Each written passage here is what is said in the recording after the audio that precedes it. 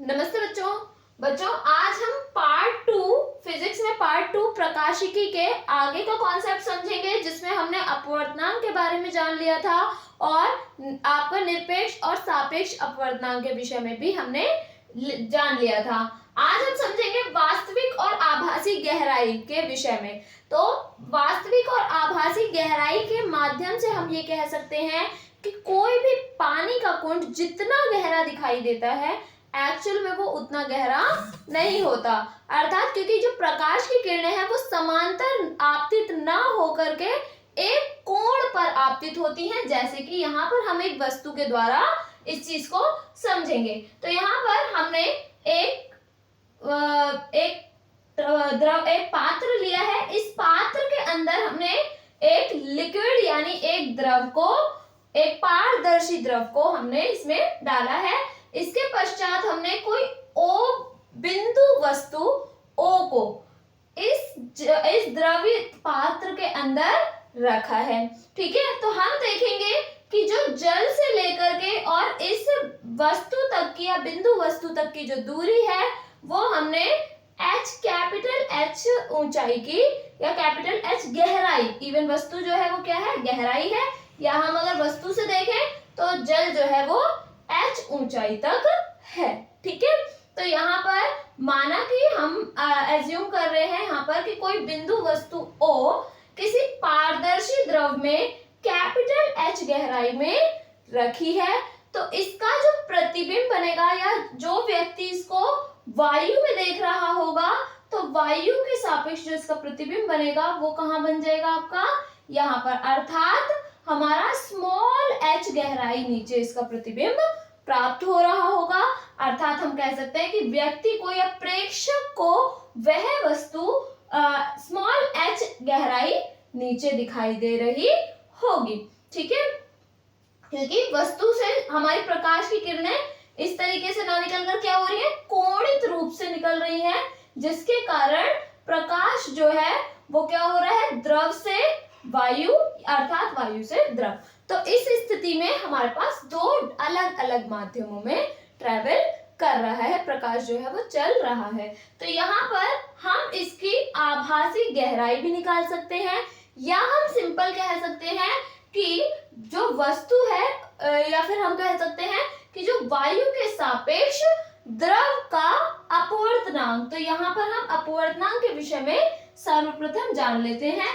तो वायु के सापेक्ष या इस अवस्था में वायु के सापेक्ष द्रव का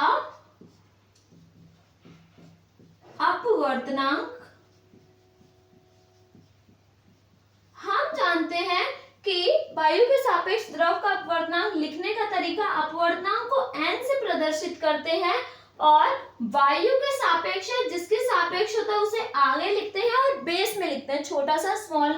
ठीक है, तो यहाँ पर वायु है यानी एयर और दूसरा क्या है, द्रव यानी लिक्विड। तो ANL इज इक्वल टू, हालांकि हम इसको N भी लिख सकते हैं, यह हमारा क्या हो जाएगा, वास्तविक गहराई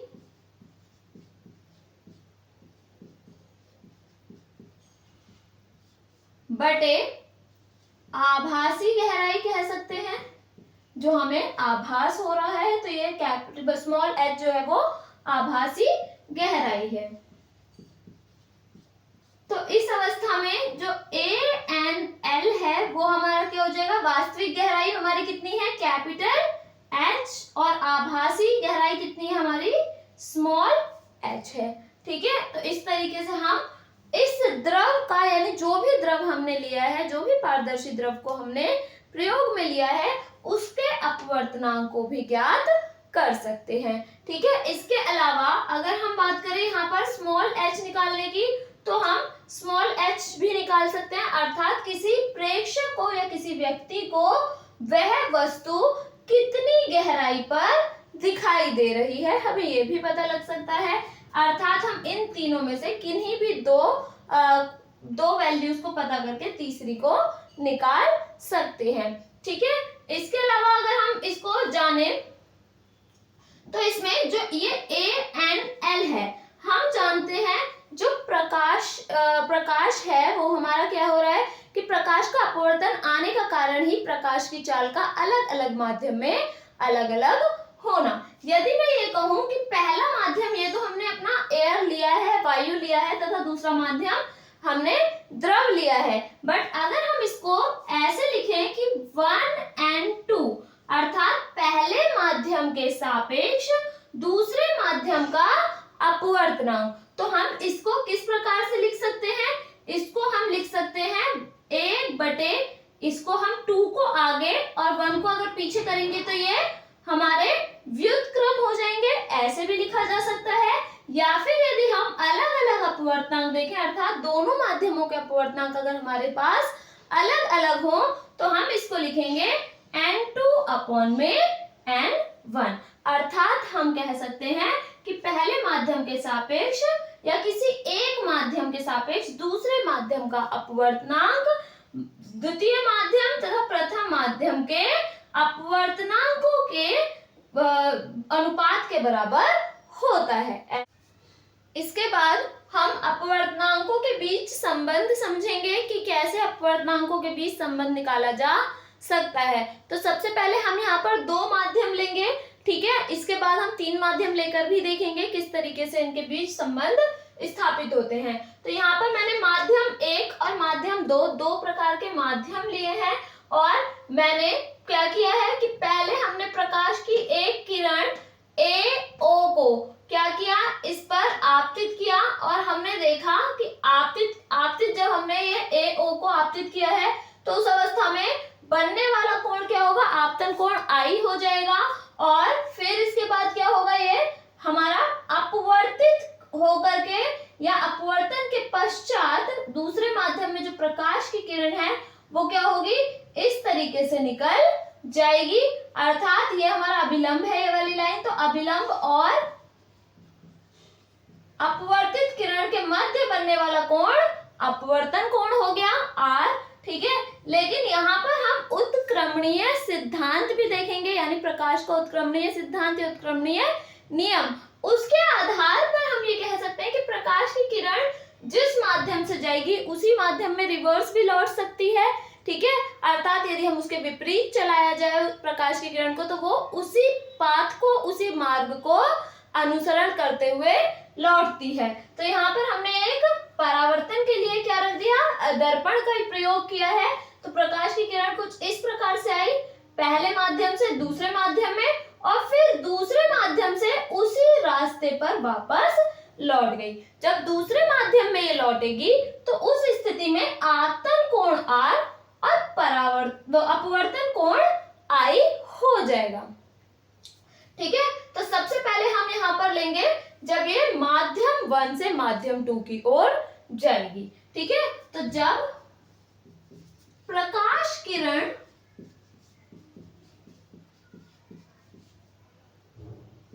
माध्यम 1 से माध्यम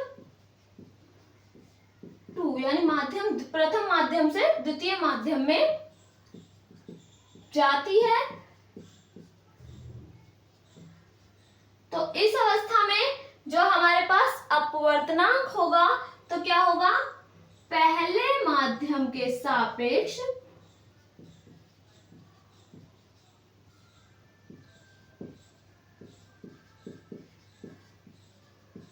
दूसरे माध्यम का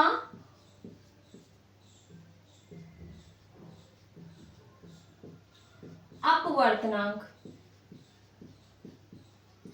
तो पहले माध्यम के सापेक्ष दूसरे माध्यम का अपवर्तनांक कैसे लिखेंगे, तो पहला माध्यम के सापेक्ष दूसरे माध्यम का अपवर्तनांक इस तरीके से लिखा जाएगा।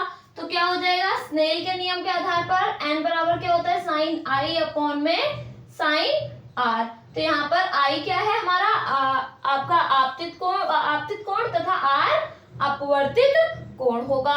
तो यहाँ पर आपतित कोण तो मेरे पास I है पहली स्थिति में, जब माध्यम 1 से माध्यम 2 में जा रही है, तो हम भी क्या लिखेंगे इसे, साइन I अपॉन में साइन R अपवर्तित कोण। इसको बना लेते हैं इक्वेशन 1, ठीक है। अब हम इसको वापस से रिवर्स वाली यानी विपरीत दिशा में गति करवा रहे हैं। तो अब क्या करेगी, प्रकाश किरण माध्यम 2 से माध्यम 1 में जाती है तो समान पाथ या समान मार्ग पर होते हुए जाती है, ये भी लिख सकते हैं।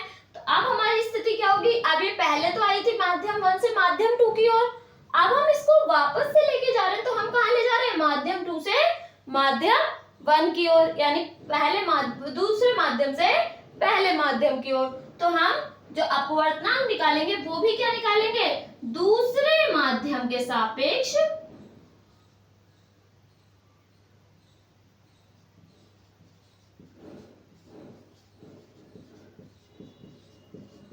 पहले माध्यम का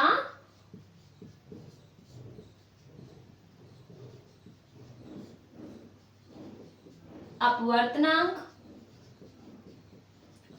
अब हम कह रहे हैं कि दूसरे माध्यम के तो सापेक्ष है, तो सापेक्ष की वजह से दूसरा माध्यम इधर आएगा, तो दूसरे माध्यम के सापेक्ष पहले माध्यम का अपवर्तनांक अर्थात 2n1 हो जाएगा बराबर। अब फिर से हम क्या लेंगे, स्नेल के नियम के आधार पर अब हमारे पास ऊपर क्या आएगा, आपतित कोण, लेकिन जब यहां से रिवर्स गई तो आपतित कोण क्या बन गया, r, तो यहाँ पर क्या हो जाएगा मेरे पास साइन r और अपॉन में साइन r, यानी अपवर्तित कोण, वापस से क्या होगा, अपवर्तित कोण i में कन्वर्ट हो गया यानी साइन i। तो इसको हम बना लेते हैं इक्वेशन 2, ठीक है। समीकरण 1 व 2 से, समीकरण 1 और 2 से हम क्या करेंगे, गुणा करेंगे, अर्थात समीकरण 1 और 2 की गुणा कर देंगे। तो गुणा करके यदि हम देखें तो क्या हो जाएगा मेरे पास 1n2 इंटू 2n1 बराबर, ये हमारे पास क्या हो जाएगी, साइन i अपॉन में साइन r, इक्वेशन 1, फिर मल्टीप्लाई इक्वेशन 2 हमारे पास क्या है, राइट साइड में साइन r अपॉन में साइन i, साइन i से sine i cancel, sine r से साइन r कैंसिल, तो ये कैंसिल होकर क्या आ गया, आंसर यहाँ पर 1, अर्थात हम कह सकते हैं 1n2 into 2n1 is equal to क्या आ गया मेरे पास 1, ठीक है। और यदि मैं इसको किसी एक चीज को निकालूं, जैसे 1n2 निकालूं, तो ये मल्टीप्लाई में डिवाइड में चला जाएगा, तो 1n2 क्या हो जाएगा मेरे पास 1 अपॉन में 2n1, या अगर मैं 2n1 निकालूं तो ये वाला मल्टीप्लाई में है, ये डिवाइड में चला जाएगा, तो अर्थात ये भी लिख सकते हैं 2n1 is equal to 1 upon में 1n2, ठीक है। तो इस तरीके से हम कह सकते हैं कि अपवर्तनांकों के बीच संबंध आ सकता है, अर्थात यदि हम सापेक्ष परिवर्तित करते हैं पहले माध्यम के से दूसरे माध्यम या दूसरे माध्यम से पहले माध्यम, तो ये एक दूसरे के व्युत्क्रम हो जाते हैं, यानी अपोजिट हो जाते हैं। इसके बाद हम अपवर्तनांकों के बीच संबंध निकालेंगे। हमने अपवर्तनांकों के बीच से संबंध देख लिया था जब हमारे पास दो माध्यम थे, परंतु अब यहाँ पर हम माध्यम क्या कर लेंगे, 3 माध्यमों का यूज करेंगे, 3 माध्यमों का प्रयोग करेंगे, वायु, जल और कांच। तो यहाँ पर हम 3 माध्यमों के आधार पर देखेंगे अपवर्तनांक के बीच में, इन तीनों के अपवर्तनांक के बीच में किस तरीके का संबंध स्थापित होता है। तो यहाँ पर सबसे पहले हमारे पास जो माध्यम है वो वायु है, फिर जल, फिर कांच, और फिर कांच से अगेन यानी वायु पर ही आ जाएगी जहां से शुरू हुआ था। तो यहाँ पर यदि कोई प्रकाश की किरण तिरछी आपतित होती है, तो तिरछी आपतित हो रही है, यहाँ पर हमें पता है वायु जो है, अगर हम देखें तीनों ही माध्यम में, तो वायु, कांच और जल, इन तीनों में से सबसे ज्यादा जो सघन माध्यम है वो कांच है, क्योंकि वो एक सॉलिड है, ठीक है, यानी सबसे ज्यादा जो सघन की कंडीशन है वो किसकी ज्यादा है, कांच की, फिर सघन की, कांच के बाद जल, और फिर उसके बाद वायु, यानी वायु सबसे कम हमारी सघन है तीनों ही केसेस में, ठीक है। तो यहाँ पर हम ये भी कह सकते हैं कि जो भी चीजें सॉलिड या ठोस होती हैं वो अधिक सघन होती है, क्योंकि उसमें कण जो है वो अत्यधिक पास होते हैं, ठीक है, जिनके बीच में अंतराण्विक स्थान जो है वो क्या होता है, कम से कम होता है।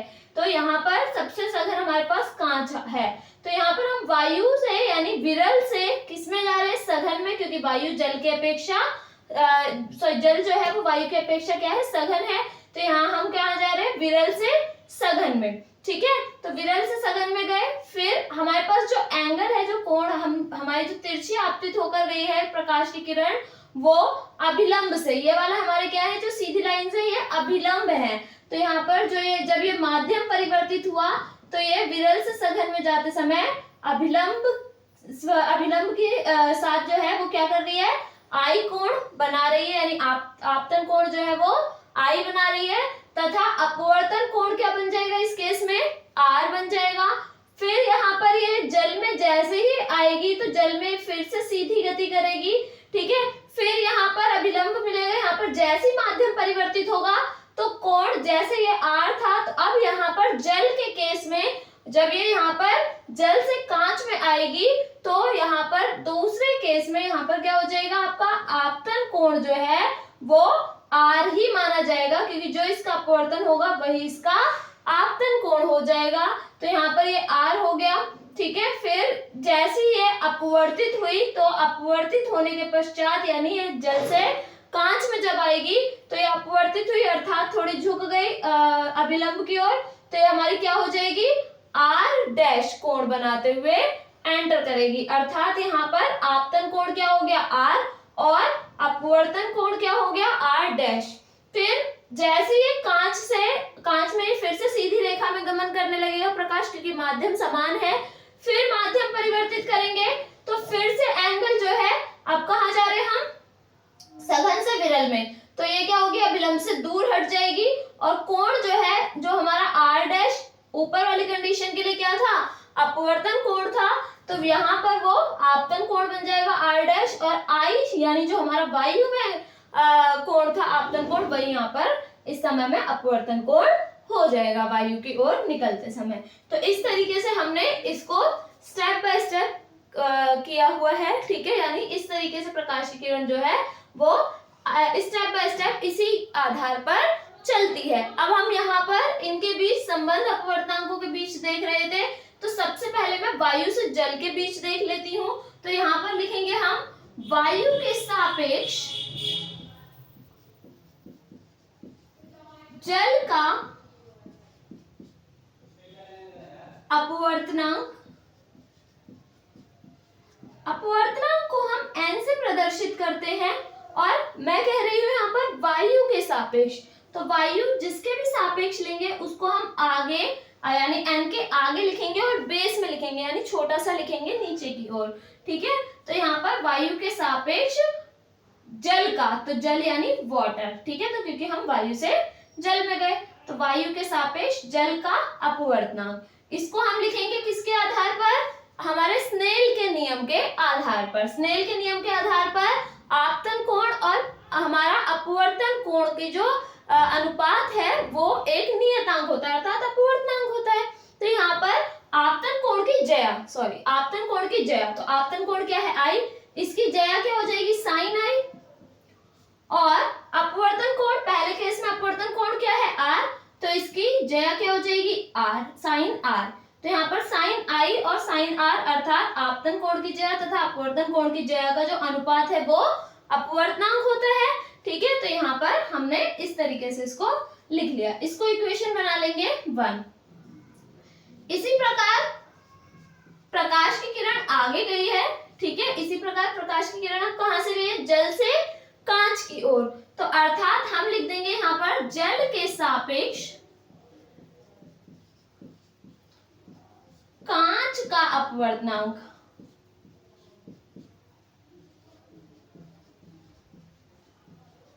तो अब हम जल के सापेक्ष कांच का अपवर्तनांक लिख रहे हैं, तो n होगा ये भी, लेकिन अब जल के सापेक्ष है तो यहाँ पर W, और किसका, कांच का, तो यानी ये बन जाएगा मेरा WNG, जल के सापेक्ष कांच का अपवर्तनांक। अब इस केस में भी आपका क्या होगा, आपतन कोण की जया तथा अपवर्तन कोण की जया। अब इस केस में यानी सेकंड वाले जल से कांच के बीच अगर हम देखें तो आपतन कोण मेरे पास R तथा अपवर्तन कोण R डैश है, तो यहाँ पर क्या हो जाएगा, साइन आई की जगह पर आर, क्योंकि आपतन कोण आर है, और अपवर्तन कोण की जगह यानी आर की जगह क्या हो जाएगा, आर डैश। ठीक है, तो यहाँ पर हमने स्थितियों के आधार पर इसको ले लिया। इसको इक्वेशन 2 बना लेंगे। ठीक है, इसी प्रकार अब हम कहां से गए, कांच से वायु में आ रहे हैं, तो यहाँ पर फिर से हम लिखेंगे अब कांच के सापेक्ष वायु का अपवर्तनांक। अब हम कांच के सापेक्ष ले रहे हैं, तो यहाँ पर यानी ग्लास के सापेक्ष, यानी कांच के सापेक्ष ग्लास, इसके सापेक्ष किसका, वायु का, यानी ए, GNA। यहाँ पर अब फिर से हमारे पास आपतन कोण क्या हो जाएगा, R डैश, और हमारा अपवर्तन कोण क्या हो गया, साइन I। तो यहाँ पर आपतन कोण की जगह क्या हो जाएगी, साइन R डैश, और अपवर्तन कोण की जगह साइन I। इसको इक्वेशन बना लेंगे 3।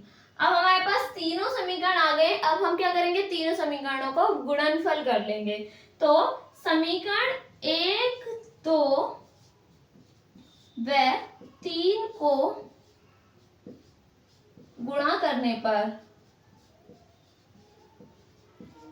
अब अगर हम गुणा की बात करें तो गुणा हम क्या करते हैं, सबसे पहले हम लेफ्ट हैंड साइड को मल्टीप्लाई कर लेते हैं। लेफ्ट हैंड साइड में समीकरण 1 का कंडीशन क्या है, ANW गुणा समीकरण 2 में WNG, और समीकरण 3 में GNA। मैंने लेफ्ट हैंड साइड को मल्टीप्लाई कर लिया, बराबर इसी तरीके से हम राइट हैंड साइड यानी सीधे हाथ वाले को भी ले लेंगे। तो ये क्या हो जाएगा, साइन I अपॉन में साइन R गुणा, यहाँ पर सेकंड वाले में क्या हो जाएगा, साइन R बटे साइन R डैश, और फिर से ये होगा गुणा हमारे पास, और फिर तीसरे वाली समीकरण के आधार पर साइन R डैश बटे साइन I।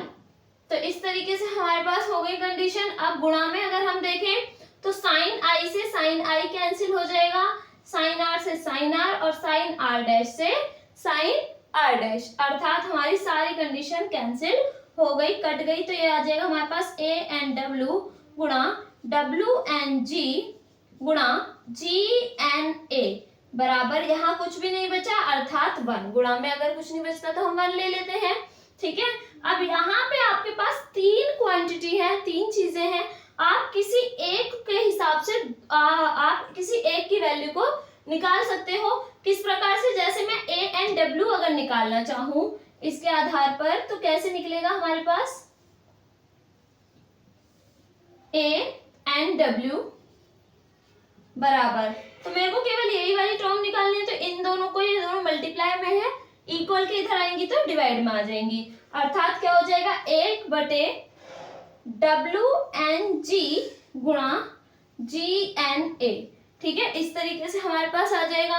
अगर हम ये निकालना चाहें अर्थात WNG निकालना चाहूं, तो ये वाली अगर वैल्यू निकालना चाहूं तो ये वाली और ये वाली, ये दोनों कहाँ आ जाएंगी, डिवाइड में आ जाएंगी, अर्थात 1 बटे ANW गुणा GNA ये आ जाएगा। और यदि हम ये निकालना चाहें तो ये दोनों डिवाइड में आ जाएंगे, अर्थात GNA निकालने के लिए हमें क्या करना पड़ेगा, 1 बटे ANW गुणा WNG। तो इस तरीके से हम इनके बीच संबंध स्थापित कर सकते हैं। यदि माध्यम 3 होंगे तो अपवर्तनांकों के बीच संबंध कुछ इस प्रकार से निकाला जा सकता है। इसके बाद हमारा नेक्स्ट टॉपिक है कि अपवर्तनांक की प्रकाश की तरंगदैर्घ्य पर निर्भरता। तो अपवर्तनांक जो है वो हमारे प्रकाश की तरंगदैर्घ्य पर किस प्रकार से निर्भर करेगा। तो हमें ये तो पता है कि अपवर्तनांक किस वजह से आया, क्योंकि अपवर्तन हुआ है, अर्थात प्रकाश की एक गुण के विषय में पता चला जो कि है अपवर्तन। और अपवर्तन के कारण को हमने जाना था कि अपवर्तन का कारण क्या है कि प्रकाश की चाल का हर एक माध्यम में यानी अलग अलग माध्यम में अलग अलग प्रकाश की चाल का होना अपवर्तन का कारण है। तो यहाँ पर हम जानते हैं कि प्रकाश की या प्रकाश के अपवर्तन का कारण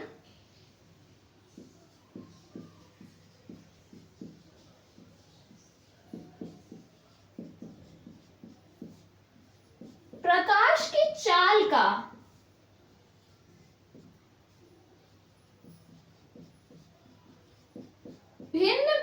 माध्यम में भिन्न भिन्न होना, अर्थात अलग अलग माध्यम में अलग अलग होना।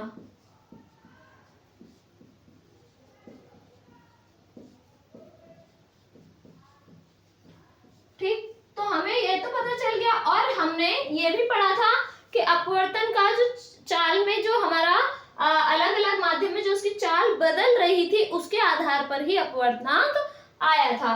तो यदि मैं ये कहूं कि पहले माध्यम में प्रकाश की चाल v1 तथा दूसरे माध्यम में प्रकाश की चाल v2 हो, जैसे अभी हमने माध्यम लिए थे, तो इस तरीके से यदि मैं यहाँ पर दो माध्यम ले लूं, एक माध्यम मेरे पास कांच हो जाए और एक को अगर हम वायु या जल कुछ भी ले सकते हैं अलग अलग माध्यम, तो ये माध्यम 1 और ये माध्यम 2 हो गया। तो यदि मैं कहूं कि पहले माध्यम में प्रकाश की चाल v1 तथा दूसरे माध्यम में प्रकाश की चाल v2 हो, तो इस अवस्था में पहले माध्यम के सापेक्ष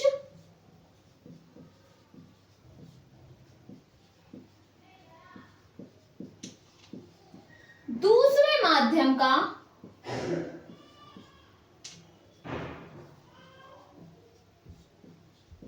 अपवर्तनांक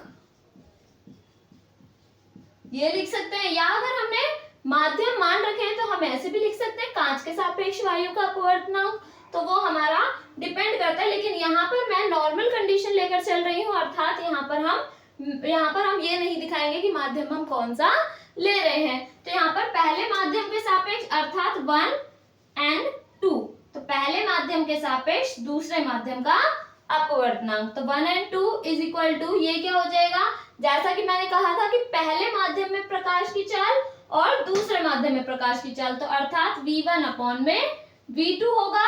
जबकि अगर हम अलग अलग अपवर्तनांक लें, दोनों ही माध्यमों का अपवर्तनांक अलग अलग लेते, तो उस अवस्था में क्या होता, n2 अपॉन में n1, अर्थात पीछे वाले को हम अंश में तथा आगे वाले को हम हर में लिखते हैं अपवर्तनांक के केस में। परंतु हम यहाँ पर जब चाल लिखेंगे तो v1 अपॉन में v2 की फॉर्म में रखेंगे। ठीक है, तो यहाँ पर हमने इसके आगे अगर हम जाने तो प्रकाश का एक स्पेसिफिक गुण होता है, एक विशेष गुण होता है जो कि होता है आवृत्ति। ठीक है, तो प्रकाश की आवृत्ति, तो हर एक माध्यम में कह सकते हैं कि आवृत्ति परिवर्तित नहीं होती, या हम सिंपल कह सकते हैं कि अपवर्तनांक की स्थिति में प्रकाश की आवृत्ति नहीं बदलती, अर्थात आवृत्ति समान रहती है, नियत रहती है, परंतु हमारे पास तरंग दैर्घ्य जो है, प्रकाश की तरंग दैर्घ्य जो है वो परिवर्तित होती रहती है। तो यहाँ पर हमें तरंग दैर्घ्य पर ही निर्भरता बतानी है। तो यदि हम ये कहें कि जो आवृत्ति है प्रकाश की अपवर्तन की स्थिति में प्रकाश की आवृत्ति न्यू, अगर मैं उसको न्यू मान लूं, और हमारा जो तरंग दैर्घ्य है वो अलग अलग माध्यम में अलग अलग है, तो हमने मान लिया पहले माध्यम में λ1 तथा λ2 हो, तो उस स्थिति में यहाँ हम आवृत्ति को यूज कर रहे हैं, तो प्रकाश की आवृत्ति जो कि अपरिवर्तित है न्यू हो, तो हम जानते हैं v is equal to nu lambda, ये होता है फॉर्मूला। पहली स्थिति में जो चाल है वो क्या है हमारे पास v1, तो क्या हो जाएगा, न्यू तो चेंज नहीं होगा क्योंकि ये तो नियत है, लैम्डा हो जाएगा क्या, λ1। ठीक है, इसी प्रकार से यदि मैं v2 की वैल्यू निकालूं तो न्यू और लैम्डा क्या हो जाएगा मेरे पास, λ2। ठीक है, क्योंकि दूसरी स्थिति में जो तरंग दैर्घ्य है वो λ2 माना है हमने। तो यहाँ पर हम इसको अब लिख सकते हैं किस तरीके से, 1 and 2 बराबर v1 अपॉन में v2, और v1 की वैल्यू क्या है हमारे पास, न्यू λ1, और इसकी v2 की न्यू λ2, न्यू से न्यू कैंसिल, तो यहाँ पर बन जाएगा ये 1 and 2 is equal to v1 upon में v2 is equal to λ1 upon में λ2। तो इस तरीके से हमारे पास कंडीशन आ गई। और हम ये भी कह सकते हैं बच्चों कि जो अपवर्तन का केस होता है, अर्थात अपवर्तन की स्थिति में जो प्रकाश है वो पूर्णतः अपवर्तित नहीं हो रहा, उसमें प्रकाश की कुछ मात्रा यानी एक छोटा अमाउंट, एक थोड़ी मात्रा प्रकाश की क्या होती है, परावर्तित भी होती है और अवशोषित भी होती है। तो अपवर्तन के केस में या अपवर्तन की स्थिति में जो संपूर्ण प्रकाश है वो अपवर्तित नहीं होता, वरन क्या होता है, कुछ भाग प्रकाश का क्या होता है, आपका परावर्तित तथा अवशोषित भी होता है। ठीक है, तो इसके आधार पर हम ये कह सकते हैं कि प्रकाश जो है वो क्या होता है, आपका जो हमारा आपतित प्रकाश है, यदि मैं यहाँ पर आपतित प्रकाश लूं तो आपतित प्रकाश की जो तीव्रता होगी जरूरी वो आपकी वो अपवर्तित प्रकाश से ज्यादा होगी, यानी आपतित प्रकाश की जो तीव्रता है वो अधिक होती है अपवर्तित प्रकाश के आधार पर, हम ये भी कह सकते हैं। ठीक है, इसके बाद हमारा जो नेक्स्ट टॉपिक है जो वो है कांच के गुटके के द्वारा, हम यहाँ पर अब कांच का गुटका लेंगे और कांच के गुटके के द्वारा प्रकाश का अपवर्तन तथा पार्श्विक विस्थापन के बारे में देखेंगे। तो सबसे पहले हम जान लेते हैं, यदि हम कांच का गुटका लेते हैं तो प्रकाश का अपवर्तन किस प्रकार से होगा और पार्श्विक विस्थापन है क्या। ठीक है, तो यहाँ पर सबसे पहले हमने माना कि कोई टी मोटाई का हमने एक कांच का गुटका ले लिया, तो जिसकी जो मोटाई है यानी थिकनेस है वो कितनी है, स्मॉल टी। ठीक है, अब जैसे ही हमने इस पे क्या किया, प्रकाश किरण आपतित करते हैं। ठीक है, ये वाले कॉन्सेप्ट हमें प्रिज्म के लेवल पे भी मिलते हैं। ठीक है, तो यहाँ पर जैसे ही हम क्या करेंगे, प्रकाश किरण आपतित करेंगे तो हम देखेंगे यहाँ पर जो हमारे पास माध्यम है वो क्या है, वायु, कांच, वायु, अर्थात कांच के गुटके के इधर भी वायु है और इधर भी वायु है, दोनों का अपवर्तनांक एक समान है, जबकि कांच के गुटके का अपना ही अपवर्तनांक हमने क्या ले लिया, n। तो हमने n अपवर्तनांक का एक कांच का गुटका लिया जिसकी मोटाई क्या थी, स्मॉल t। अब हम यहाँ पर इसमें क्या करेंगे, एक तिरछी आपतित किरण इस पर हम डालेंगे। ठीक है, तो यहाँ पर हमने एक तिरछी आपतित किरण इस पर AO आपतित की। ठीक है, तो ये हमारी आपतित किरण हो गई। अभिलंब मैंने यहाँ पर M1 N1 बना रखा है, तो आपतित किरण और अभिलंब के मध्य बनने वाला कोण आपतन कोण अर्थात I हो गया। ठीक है, प्रकाश किरण जो है वायु विरल है, कांच सघन है, तो विरल से सघन में जाएगी तो ये क्या होगी, अपने मार्ग से विचलित तो होगी ही, लेकिन ये क्या करेगी, अभिलंब की ओर झुक जाएगी। तो यदि हम देखें तो प्रकाश की किरण अगर इस तरीके से आ रही थी और प्रकाश सीधी रेखा में गमन करता है, अगर हम प्रकाश के गुणों के आधार पर देखें तो यदि वो सीधी रेखा में गमन करता है तो उसको इस वाली लाइन को फॉलो करते हुए निकलना चाहिए था, जो डॉटेड लाइन है। ठीक है, लेकिन ये इसे फॉलो ना करते हुए कहाँ चला गया, शिफ्ट हो गया, यानी अर्थात हमारा क्या हो गया, ये अभिलंब की ओर झुक गया। अब ये हमारी अपवर्तित किरण थी और ये अभिलंब, तो अपवर्तित किरण और अभिलंब के मध्य बनने वाला कोण आपका अपवर्तन कोण हो गया।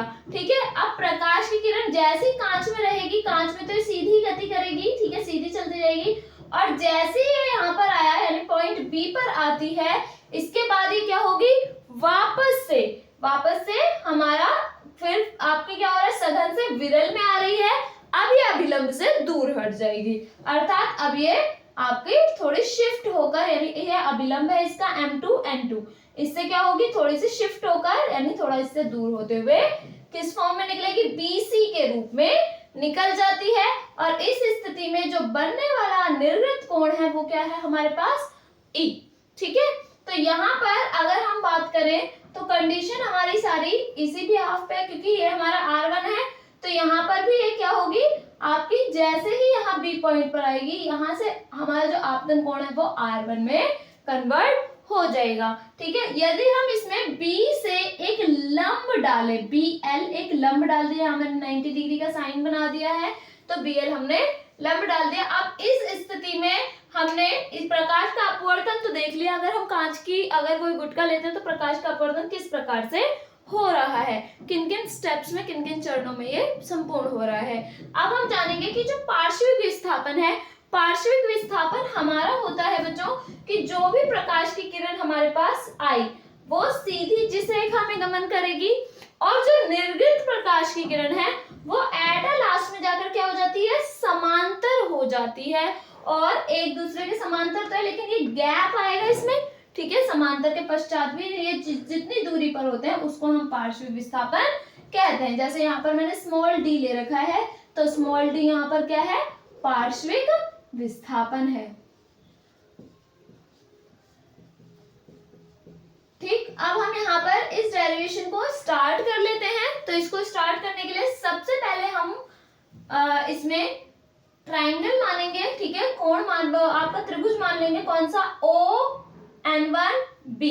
आप देखेंगे ये भी 90 डिग्री का है, तो सबसे पहले ON1B में, तो त्रिभुज ON1B में अगर मैं देखूं तो यहां से हम निकालते हैं कॉस, एंगल कौन सा ले लेती हूँ, ये वाला जो R1 है, तो कॉस R1। याद रखना R1 जो है इस स्थिति में क्या है, आपका अपवर्तन कोण है। तो कॉस R1 क्या हो जाएगा, कॉस हमारा क्या हो जाता है, आधार बटे कर्ण। तो यहाँ पर आधार की अगर बात करूं तो आधार मेरा ये वाला होगा ON1, और कर्ण क्या हो जाएगा हमारे पास, कर्ण होगा हमारा OB, ठीक है। तो यहाँ पर ये OB।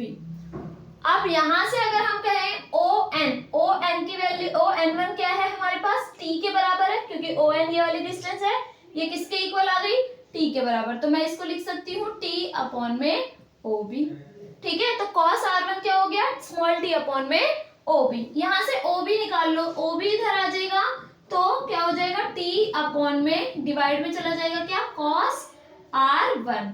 इसको बना लेते हैं समीकरण 1, ठीक है। अब हम दूसरा जो त्रिभुज लेंगे वो कौन सा वाला ले लेते हैं, हमारे पास OBL, अर्थात ये वाला ट्राइंगल लिया है मैंने, ठीक है। तो यहाँ पर ट्राइंगल OBL में, अब इस वाले ट्राइंगल में, इस वाले त्रिभुज में मैं क्या ले लेती हूँ, इसमें साइन ले लेती हूँ।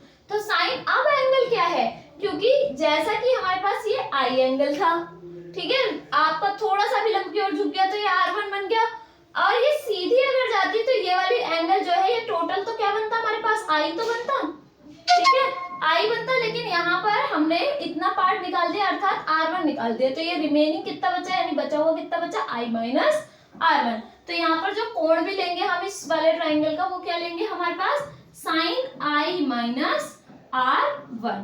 अब साइन क्या होता है हमारे पास, लंब बट्टे आधार, लंब क्या हो जाएगा BL, जो हमने डाला है लंब इस पर, ठीक है, और आधार, आधार क्या हो जाएगा इसमें, क्योंकि एंगल बन रहा है मेरे पास इस पोजीशन पे, तो OB इसके पास क्या हो जाएगा, एंगल।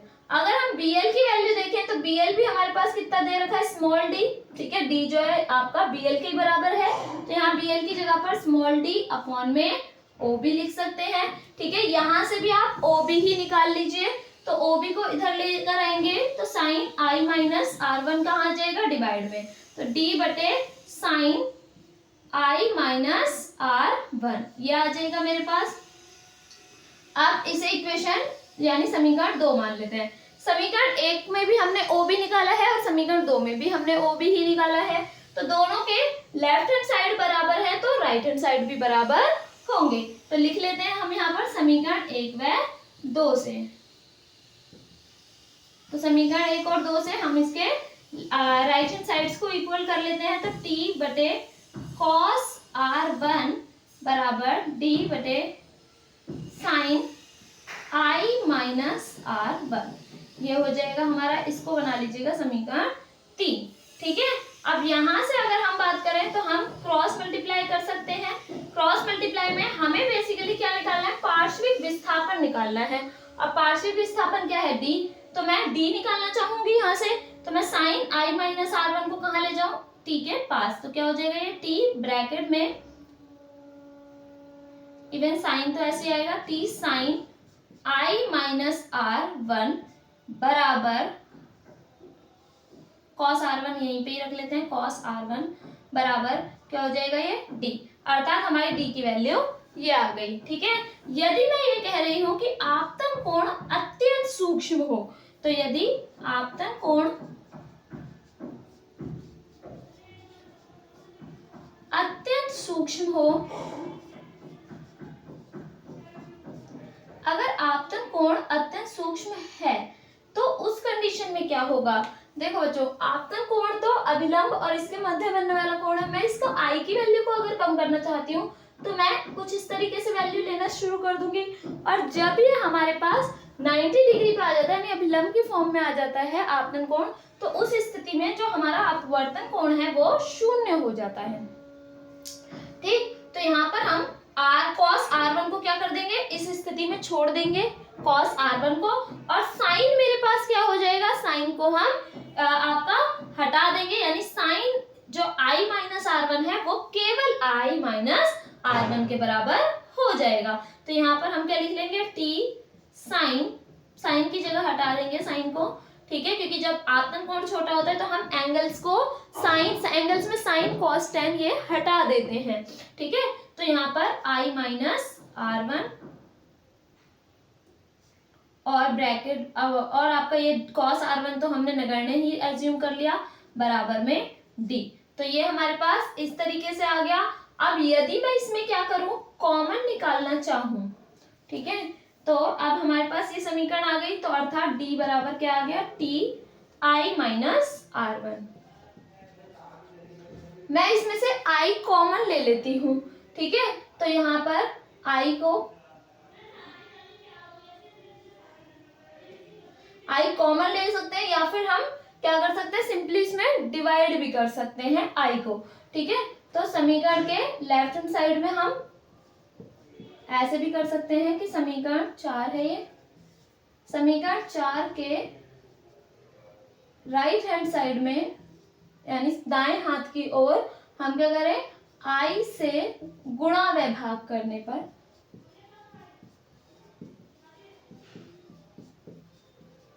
अब देखिए हम अगर इसमें गुणा और भाग करेंगे तो क्या बन जाएगा, D बराबर I मैंने गुणा कर लिया कॉमन निकाल करके, ठीक है, और I T, और भाग को मैं अंदर ले जा रही हूँ, अर्थात यहाँ पर जो I डिवाइड वाला होगा उसको मैं ब्रैकेट के अंदर लेकर जा रही हूँ। तो क्या हो जाएगा, दोनों टर्म्स के साथ I बारी बारी से लगेगा, I अपॉन में I माइनस R1 अपॉन में I, ठीक है, I से I कैंसिल हो गया, तो ये बन गया मेरा I T, और यहाँ पर 1 माइनस R1 अपॉन में I।